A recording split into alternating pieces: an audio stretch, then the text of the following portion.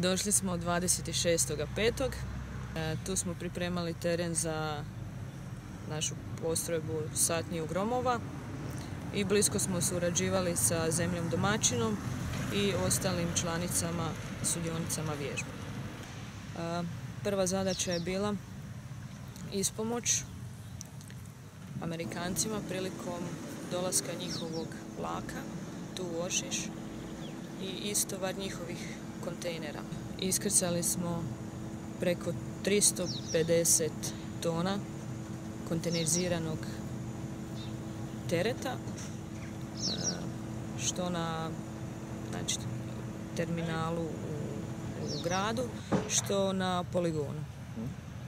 I na poligonu smo vršili razmještaj i manipulaciju toga tereta, isto tako i paletiziranog tereta koji su zatraženi.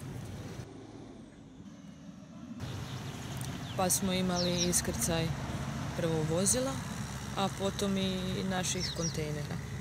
Tu se radilo oko 11 kontejnera. Tada je krenulo ono najbitnije, dizanje i priprema šatorskog naselja za naše djelatnike. Počeli smo sa gradnjom šatorskog naselja u 10 sati i završili u 21 sat. Podignuli smo 12 aljaski šatora i to je jako ogroman posao i svi ljudi su zaista napravili, dali sve od sebe. Inače, za taj posao je bilo planirano 4 dana, to se napravilo u nekoliko sati.